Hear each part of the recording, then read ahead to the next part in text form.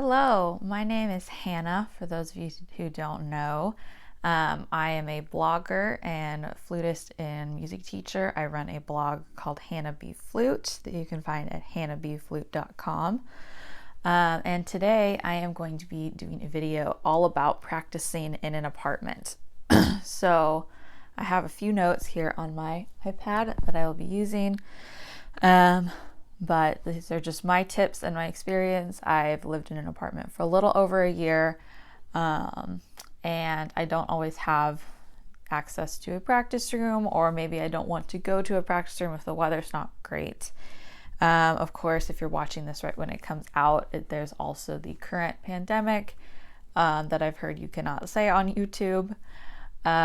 So for that, I will just leave it at that. But even if you're watching this well into the future, if you need to practice in an apartment, or if you want to, there are a few good reasons why and a few tips I can give you so that you have hopefully the best experience possible. All right, so why practice in an apartment? Of course, right now, some of us only have access to where we live. We can't go to school. I know for me, I go to the University of Nebraska at Omaha, and that university, they have restricted practice room access to anyone pretty much except for people who literally have nowhere else to practice. So people who maybe live on campus and can't go home, international students, that sort of thing. But in general, there are good reasons to practice in an apartment, even if you can practice at school. So the first reason is that practicing in your apartment is convenient. You already live there. You can easily get out your instrument. You can leave it out during a break if you need to grab a drink of water, use the restroom, get something to eat, pick up your mail. Someone, comes to the door with a package. You can easily set your instrument down on your stand or safely on a table. I always advocate for using an instrument stand. I play the flute, as I mentioned. The flute stands are really cheap and really easy. There are some that fit inside your flute case, which is really nice. So it's more convenient than having to pack up all your instruments. If you play multiple, pack up your instrument, pack up all your music. I use my iPad for music, so that's not as much of an issue, but still making sure you have everything you need, grabbing your keys, your phone. If you use an external tuner, like not a tuner app, might want to bring that, pencils, whatever you need, your water, etc. So you don't have to worry about packing all that up when you practice where you live. Another thing is just simply access. Again, right now, a lot of us can't access practice rooms. Also, if it's a school break, many universities close, and that includes the music building, so you can't get into a practice room to practice. I know that was always a struggle for me when I was at undergrad, is that I typically would go home for things like Thanksgiving break, fall break, spring break, but I would get back the day before classes and the music building would be locked. So I couldn't put my stuff in my locker. I would just have to bring it in the next day. So simply being able to access where you can practice is really important, especially if you plan on majoring in music, or if you currently are majoring in music, you need to practice somewhere. So how do you practice in an apartment? This also applies to if you have a house and you have roommates or a family. Find the right spot.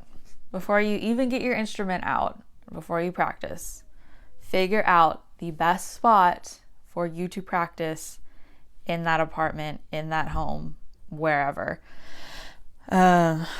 So it should be isolated, it should be quiet.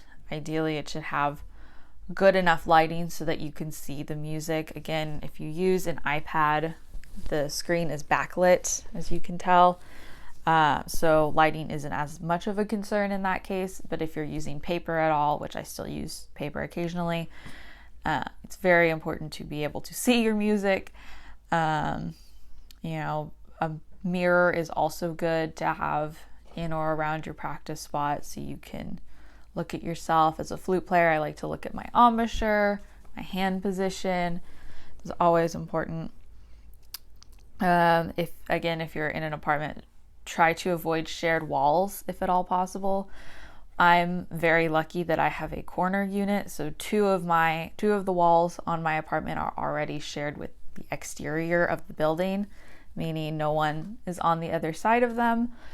And then the third wall is with the laundry room, so typically no one's in there for more than a couple minutes at a time, which is also nice. But then the fourth wall is also lucky because that's the kitchen and bathroom. So I am very fortunate my living room is against the outside, and then I just practice on the wall between the wall of my living room that's next to my bedroom. And try to avoid practicing in bedrooms because typically in apartments they're stacked and they have the same layout and same floor plan. So odds are the apartment above you or below you, the odds are their bedroom is in the same place as yours. Then determine the best time to practice. So when you live in an apartment, you probably, you have thin walls, and even if your complex does not have any sort of noise policy, which a lot do, I know mine does, you should be courteous of your neighbors, especially now because they are home, most of them. But even in regular times, you still don't want to disturb anyone who might be home during the middle of the day. So, or early or late. So I try to practice mid to late morning. I don't really start practicing until about 10 or so. And then I try to be done by dinner, so by 5 or 6. And it gives me enough time to practice throughout the day so I can take breaks and still get in enough practice for what I feel I need. But then I'm also not super close to the end or the beginning of quiet hours to where I might be disturbing my neighbors.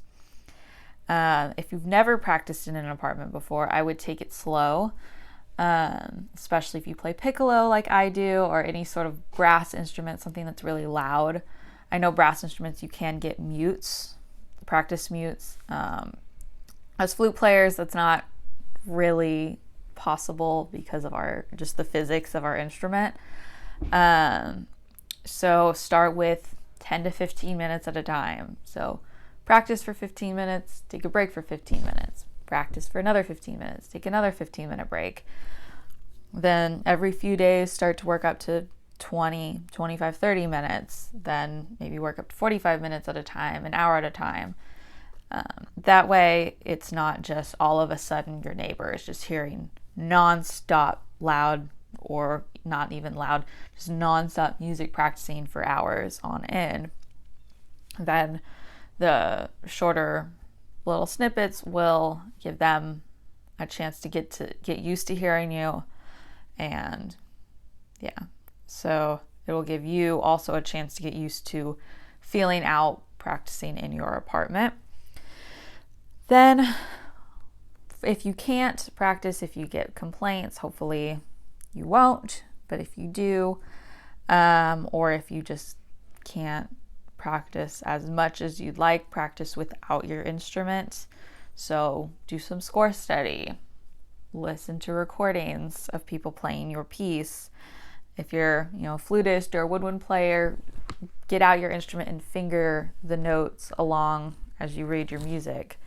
And as flute players, what you can do too is you can roll the embouchure hole in so that you're completely covering it. That way you can still focus a bit on the tone and not necessarily tone, focus more on the airstream without making much of a sound.